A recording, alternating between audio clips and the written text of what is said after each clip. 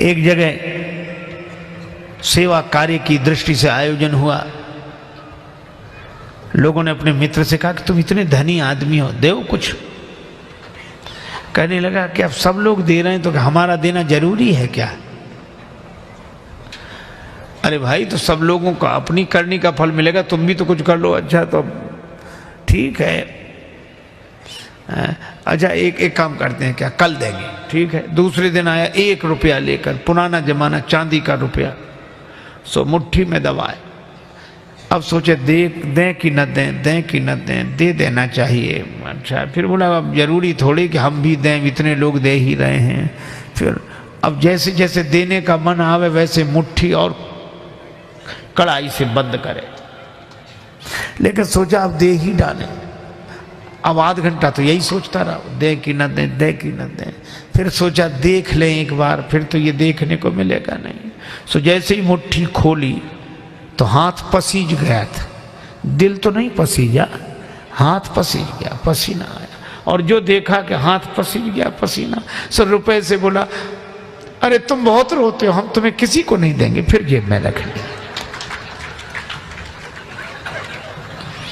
एक वे हैं जो छोड़ते नहीं।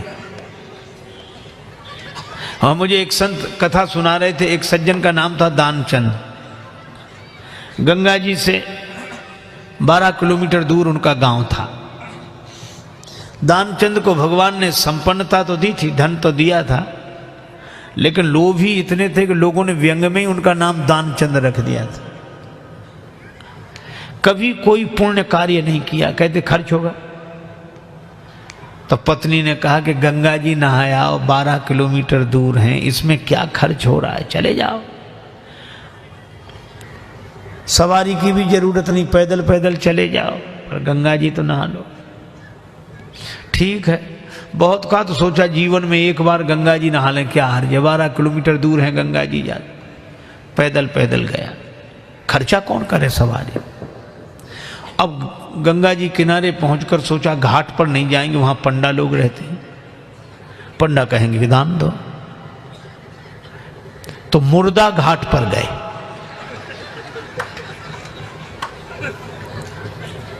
अब मुर्दा घाट तो खाली रहता, कभी कभी कभी कभी दुनिया में अपने घर में कोई सीट खाली करता है तो मुर्दा घाट भरता है, बाकी तो खाली है। सोचा ये ठीक, न पंडा का झंझट, न दान का, न पुण्य का।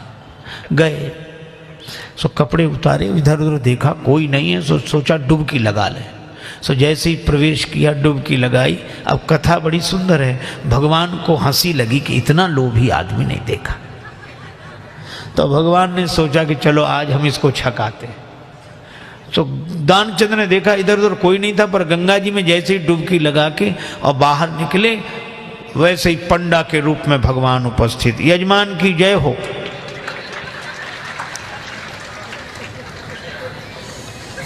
दानचंद बोले तुम कौन हो? भगवान ने कहा कि हम पंडा हैं, संतोषी ब्राह्मण हैं, इसी घाट पे पड़े रहते हैं। दानचंद बोले मुर्दा घाट भी नहीं छोड़ा। पंडा जी बोले हम संतोषी ब्राह्मण हैं और घाट पर तो और पंडा लोग रहते हैं, हम तो यहीं पड़े रहते हैं, और हमारे लिए कोई ना कोई आप जैसा यजमान आ जाता है, 1-1 वर्ष तक का खाने पीने का इंतजाम कर देता है। दानचंद बोले 1-1 वर्ष इंतजाम हम एक दिन का भी नहीं कर सकते, एक समय का भी नहीं। पंडा जी बोले कोई जबरदस्ती थोड़ा ही है, आपकी जैसी श्रद्धा हो, कुछ ना कुछ तो देना पड़ेगा। दानचंद बोले हमने आज तक नहीं दिया। पंडा जी बोले आज तो देना पड़ेगा। तो अब सोचा क्या करें, बोले उधार दे रहे हैं। उधार? हाँ। कितना? बस वो 1 धेला, उन दिनों चलता था 1 धेला, बस 1 पैसा। भगवान ने कहा चल दिया, तो संकल्प करा लिया, 1 धेला उधार देकर 12 किलोमीटर गया, नहाया, फिर 12 किलोमीटर पैदल चलकर आया। शाम होने को आई, थका हुआ दानचंद बेचारा घर में भीतर सोने ही जा रहा था। तब तक दरवाजे पे आवाज आई, यजमान की जय हो। दानचंद का देखो कौन है। पत्नी बाहर गई, देख का आई और बोली किसी पंडा से कुछ देने के लिए कहे आए थे? दानचंद जी बोले कहा था। बोले आ गए, बाहर ही हैं। दानचंद बोले आ गया वो? हाँ। दानचंद बोले कि कह दो कि अभी दानचंद बीमार हैं, 2-4 दिन बाद आना। पत्नी ने कहा कि वो तबीयत खराब हो गई, वो बीमार ज़्यादा हैं, आप 2-4 दिन बाद आना। पंडा जी बोले दान मिले चाहे ना मिले, पर हमारे संकल्प में वो हमारे यजमान बीमार हो, ऐसे संकट के समय यजमान को छोड़ना धर्म नहीं। हम भी यहीं रहेंगे जब तक वो स्वस्थ नहीं हो जाते, यहीं इंतजाम कर दो। आप तो सामग्री ला दो, हम तो बना लेंगे अपने हाथ से भोजन। पत्नी ने फिर जाके कहा, पर दानचंद भी अद्भुत आदमी। कहने लगा नहीं जा रहा ना, वो लोग कह रहे यहीं रहेंगे जब तक बीमार रहोगे। दानचंद बोला तो कह दो मर गए वो।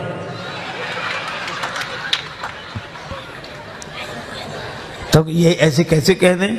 दानचंद बोले तुम कह दो हम श्वास रो के पड़े रहेंगे। पत्नी ने झूठे जाकर रोते हुए कहा अभी अभी चले गए वो, समाप्त। पंडा जी बोले चले गए, मर गए?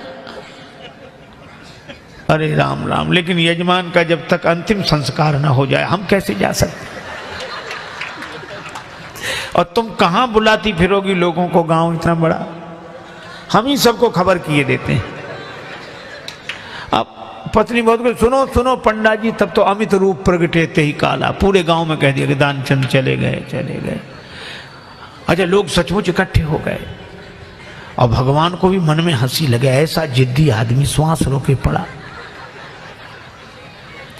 लोगों ने उसे मुर्दा समझकर उठाया।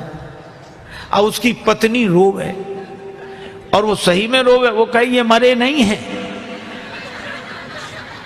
और गांव वाले कहते जाने वाला तो गया, ये तो तुम्हारा मोह है। वो कहे कि नहीं मरे,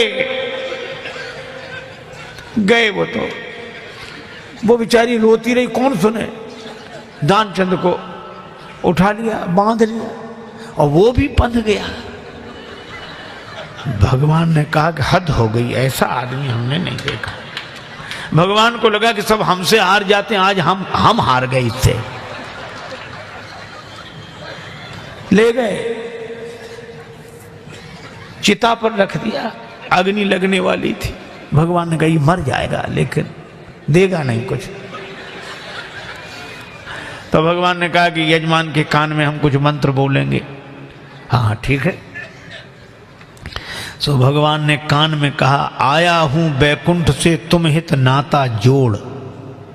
भगवान ने कहा कि हम हार गए, हम भगवान हैं, बैकुंठ से आए, तुमसे नाता हमने जोड़ा।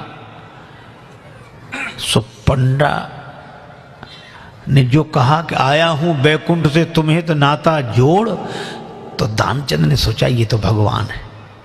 सो आंख खोली, और जो आंख खोली तो वही पंडा, और जो पंडा को देखा तो फिर आंख बंद कर ली। भगवान ने कहा कि हम तुमसे कुछ नहीं लेंगे, मांग ले हो वरदान कछु, तुम ही हमसे कुछ मांग लो। तो दानचंद क्या बोला? बोले धेला दीजिए छोड़, बस वही छोड़ दो और कुछ नहीं चाहिए। अब बोलो।